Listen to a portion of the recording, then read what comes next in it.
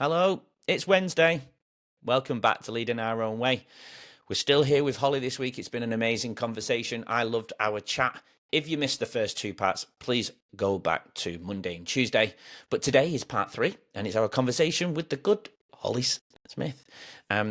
Last time we left off, we left off with Holly sharing, how navigating life challenges shaped who she is today. In this episode, though, Holly opens up about her experience being taken out of the classroom and the impact it had on her confidence, making her feel different from everyone else. So she didn't really enjoy school because of those moments. We dive into how the school system personally affected her and how, despite those feelings, she still had a great childhood, but still seeking connection and love. Holly also shares some of the habits her father instilled into her and why you can probably see why she's so strong and so driven, but the emotional struggles she faced at 14 with dealing with some of those expectations while still trying to navigate the education system at the same time. But so stay tuned with this part with Holly's story, and it's raw, it's real, and it's powerful. Here's Holly Smith. So my morning routine has to be short, quick, and efficient to help me become the best mum, the best business owner, the best wife I possibly can be before my daughter wakes up. So that's What really time do you get up then? yeah. So she used to wake up at 5:30, so I'd have to get up at 4:30. Now she gets up at 6, so now I wake up at 5. I get like 45 minutes to myself, which is really nice. I really need that because it sets me up, Yeah. to be a better person. And then generally for her first nap, I will work on my first most important task, which will be around 8:30. Yeah, I'm going to paint my perfect. This is how I visualize, and this is what I'm manifesting. Mm. I want to do something like this full time. So I still have to leave for school every day. I'm not at the position where I can, leave my full time teaching job, even though I've eradicated every stress from the education system from my system. I think I've probably slowed down my aging because of that, and I'm the happiest I've ever been. However, I think with the journey I've been on in the last 27 weeks, because I know we're filming and this probably won't go out till week 40, but I'm up to week 27 now is where we're filming. And I want to do this full time, but I want to get up in the morning, do my routine that I mentioned before, cold water, breath work, lift some weights, sit ups and press ups. I won't touch a coffee for maybe in 2 hours, but I love my coffee because coffee is a brain drink, is a brain food. I know the caffeine part isn't, but the coffee part is.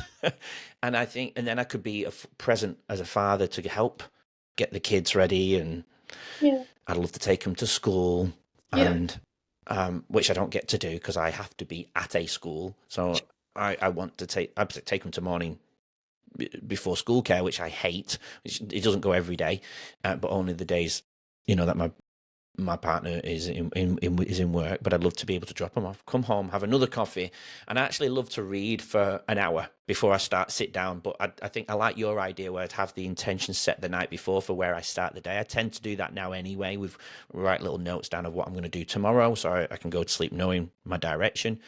Often changes, but then just read for an hour, and then whether it is set days like what you do.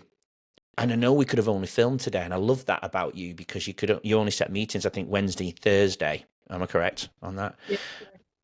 And I would do that. I'd do filming days, and then I'd have like social media days, and then preparation of the thing. Depending on how big, pay somebody to do parts of it, so I could do more content or more research or whatever it may be. I think that would be. This is what I'm manifesting. This is what I'm visualizing for the Love future. this. And I think, look, there's two things that come to mind, and for the listeners and for you, write down your ideal day. If there's really nothing holding you back, what would you do every hour of the day? Kind of pretty much Mm. what you said. Now ask yourself, how can I implement this in my life now? Because a lot of time we think, oh, once we get here, then I'll be able to do it. But in reality, our ideal day isn't really that far away to what we, are living now. We just need to tweak a few things. So you can still Yeah, do your morning routine, you can still do your nighttime routine, just the yeah, workday situation. So then yeah, you think this is another just maybe a thought to think about. A lot of the time we think we're going to have this awesome day or week planned out, and we'll have days for content, days for meetings, day for this, day for that. And then we actually get to it and we're living it, and then something pops up and we like the whole entire week is like, not the way we thought, or we lose one of our habits because something happened, and then we fall off the wagon and then we don't know what to do with our day. So no matter what season you're in, there's always going to be some form of challenges. Like, I'll give you an example. Like, I had a business owner come to me, and even though he had the freedom of working for himself, doing whatever he wanted, he still felt like he was trapped because he Yeah. didn't have any kind of structure to his day. So, they always say grass is always greener on the other side. And that's why I think having an idea of what we want to manifest, there's nothing wrong with that at all. But know that that's just not going to make you, you can choose to be happy and implement parts of that now rather than later. Very, very important. Yeah. And that's why I had to leave teaching. That's why I had to leave Yeah. the teaching realm to get myself worked on. And I found a passion in studying neuroscience and human biology. And no, you're right. You're absolutely right. And I'm going in that direction. And I know I feel like I know my steps, even if I just chip away over the next 2 years to release a day or two per week from the teaching, and maybe I'm not even going to say give myself 5 years and then I'll go back to teaching. No, because I will fall into depression. I just know I will. Yeah. If I go back to that paradigm, that industry in a full-time sense, I'll fall into that grit, because I see it every single day from those who Yeah. are very passionate and amazing at what they do, but they're just burnt out, and I'm not willing to Yeah. do It's that. that one thing. So if there was one thing that would get you closer to living this dream life, just think about what's that one thing. One thing. Don't wait until I reach this. I think all the time we put a time limit. Like, that was for me. I was like, by the time I'm Mm, 30, I want to achieve this. But let's be realistic. Let's just set a goal and intentionally go for that one thing or a few things with yeah. no time limit. It's when we put a time limit on something that we expect an outcome and we get Mm, attached to an outcome. And when we're attached to an outcome and we don't reach that outcome, we become unhappy. yeah. People keep asking me about the podcast and going, Yeah. oh, the first thing they do in the first two questions is ask me, are you making money off it? No, Oh, I hate that. Why do I'm people not. ask that? Well, it's because they think, I don't know what. Well, they think, well, oh, you clearly plan on, quitting your job and doing this full time. Well, okay, fair, but I'm not. That is not my. Is it my goal? Oh, no, you know what? It's not entered my head. It's a goal. There's other byproducts to around the podcast that I want to do. I want to do the TED Talk. I want to potentially write another book in the next. I've been told by a psychic that I'm going to do a book in the next 10 years around connection relationships and bringing all these guests into it. She said I'll own a business, and she said I'll have people working for me, and the podcast will be a part of that journey. And the only reason why I've listened to it is because we're doing a live reading in a few weeks, actually, and we just filmed her journey the other week. We're doing a 2-part, and she mentioned 2 people that had passed away from my mum's, and she named the 2 names. I just couldn't believe it. Oh, mind blown, mind blown. Holly, like, she mentioned I don't want to ruin it because I'm going to talk about it on that episode, but she mentioned the 2 names, and she had me hooked.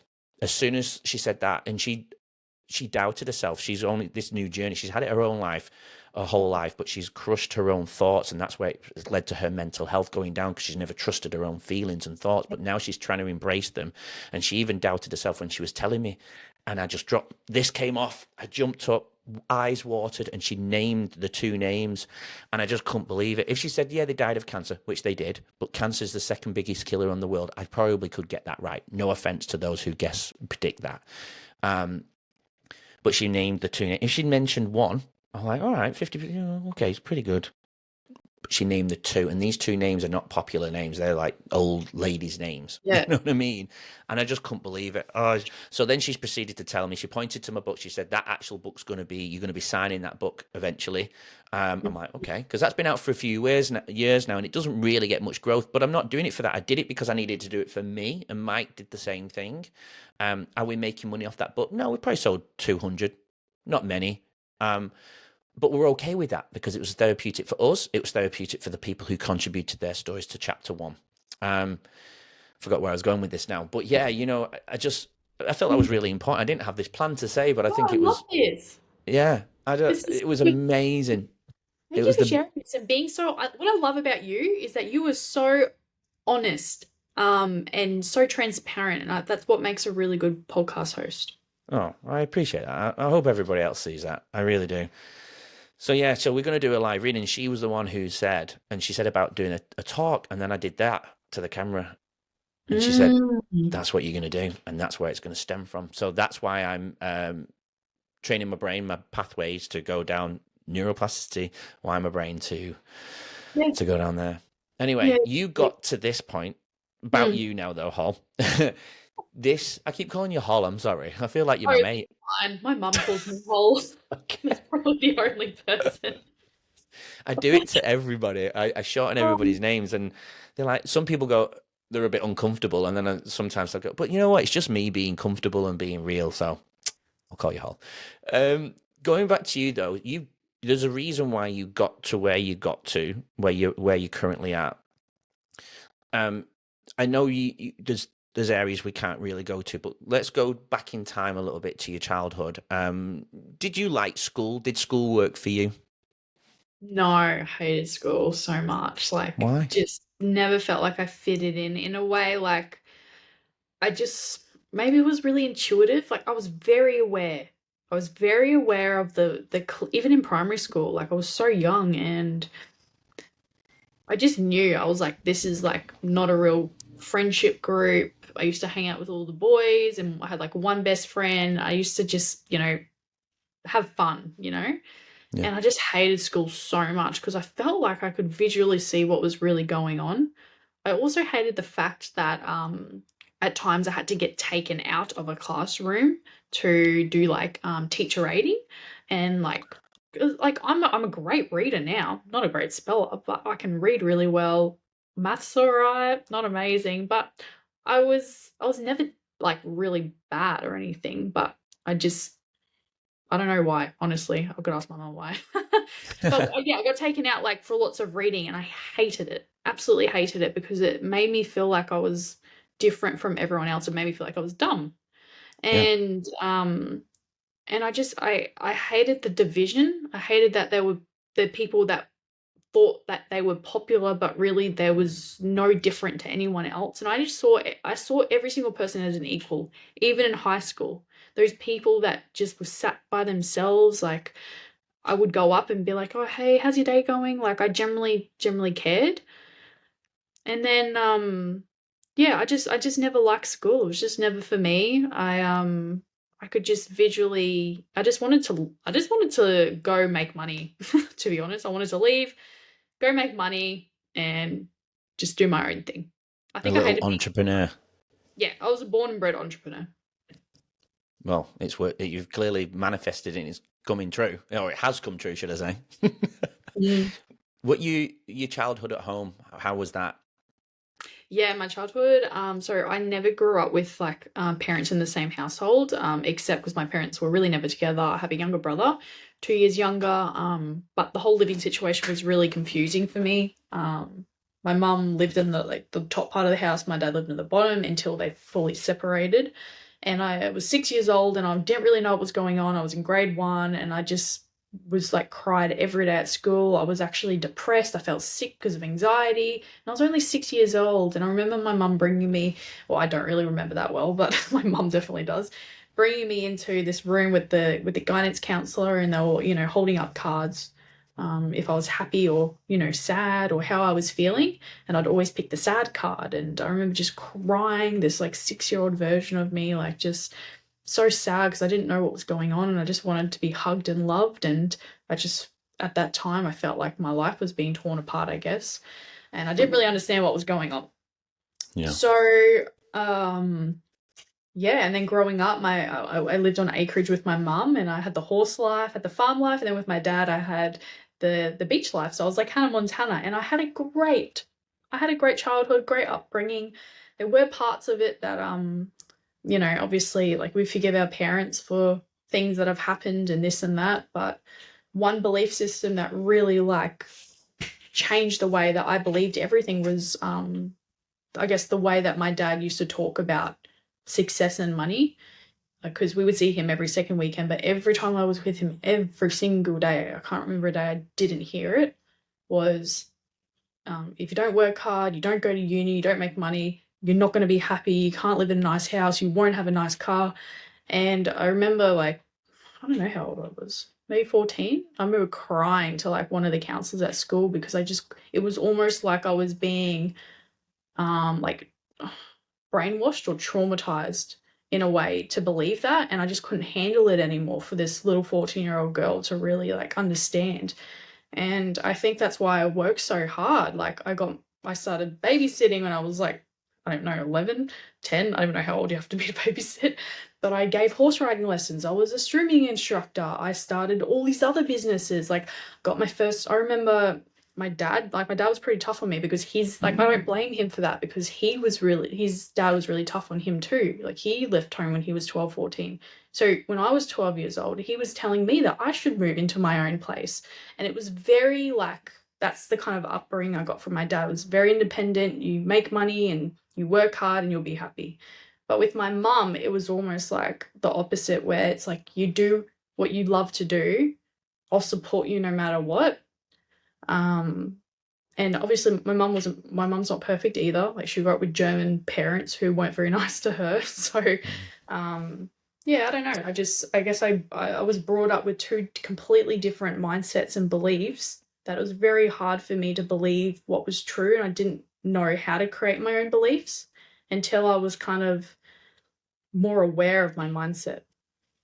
So the businesses that you ventured down, do you think that was escapism from something? Mm. I worked so hard just to kind of maybe distract. So when I was like maybe 18, I was in a relationship which was like really narcissistic and yeah, just wasn't healthy at all, and I stayed in in it way too long. And um after that, like pretty much I was working in the real estate industry and I wasn't getting along with my mom, and it was just, teenage stuff as well. Yeah. And I worked so hard and I just kept distracting myself. Like I've had so many jobs, probably like 30 different jobs before I was 18. And then by the time the end of maybe like the time I was 18, I was working in the real estate industry and I was doing PT and I was in the middle of starting up my own business, doing personal training. And I got so burnt out that my muscles and my everything in my body just gave way. And my knees and my hips and my lower back, and I literally couldn't walk. I was in so much pain for 4 weeks. And that's when I knew something needed to change. And I was like, okay, what habits can I implement? I started, on the way to work, I was just so sad and depressed. I was like smiling. This was after I went through that depression. So it kind of like came back again. I was like, okay, what are those habits that helped me last time? Okay, smiling. So I would drive to work and smile the whole way there, the whole way back, because, training my brain to believe that I'm actually happy. Being happy and faking it in the office and being like, hey, how you going? Changing that. Being more positive to people, like getting to the gym, like all these other things. I bring those habits back and they saved me again. They helped me really realize what I wanted. But So, I used work as a way to cope with what I really didn't want to deal with. couple of things we need to break down there before we come back to your body breaking down. Let's go back to you had counselling. You were in counselling sessions. Did you say at 6 years old or was it 14 Yeah, or both? both. Yeah. Both. Yeah. Well, how did you when? How did the counselling sessions stop then? After 6 years old, when did they seem to fade out? What had been fixed? Let's say I'm abbreviating. The gesture of being fixed Well, for those I who are don't listening. really remember. Honestly, I don't remember Okay. any. I only remember faint little bits of it. I But mean, it makes sense that 6-year-old part was probably from the separation from your parents and being confused in that regard, hmm, right? I don't probably want to yeah, diagnose. It's yeah, obviously definitely. your journey. What about the 14-year-old, the young 14-year-old Holly going into um, to see counsellors again? What was that? What was the root cause of that? Do you think? You just cut out there. I'm sorry. Can you please repeat? Yeah, yeah, sure. The 14-year-old Holly going into counselling for the second time. What do you think? What was the root cause of that? Like I said, it was like my dad pretty much Yeah. brainwashed me to believe that I had to be like an adult at 14 years old. Oh, yeah. Otherwise, Got I you. wasn't going to be happy. That was probably it. And to be honest, like those were school counselors. So if I didn't have them, I probably would have never gone to counseling at all. Yeah. And um, I moved schools after that year of counseling or whatever I went through. And I That's changed hard too. schools 4 times. Went to 4 different schools. Wow. What do you think? Do you think that was hard on you? I think it was good because I went from a Okay. school that was quite large to a small school, country small school, and I loved it. It was generally quite, even though I think it's not that I hated school, I just hated the school system and being Yeah. trapped and Yeah. being told what to do at a specific time. I think that's what I really didn't like about it. But I mean, Yeah. that's school. Yeah, I mean, look, I mean, I'm a teacher. Just because I'm a teacher doesn't necessarily mean I agree with everything. I've opened a school where it's very free. I've worked in a very structured. I feel like it should be more. If it was perfect world, I think we could have I would have a teacher for every individual child, right? But that's obviously physically impossible. Um, so we have to meet in the middle. I think I like to say freedom within structure, or structure within freedom, however you want to look at it. That's kind of how I feel the system should be. But there's no schools that seem to meet in the middle. It's all about data ticking. It's all about data for people in England who laugh at me for saying data. Ticking the boxes for the Department of Education and things like that. Data doesn't categorize their personalities or summarize the personality and the things that they're going through personally. So I can completely relate, and it's fairly obvious with what you do in the modern day. With from our pre-chat though, you mentioned your purpose growing up was quite heavily involved in horses and being on the land that you were on. Where did that tend to go wrong? Join us tomorrow to hear more from today's incredible guests and learn valuable insights to help you lead your own way. Don't forget to subscribe. We'll see you then.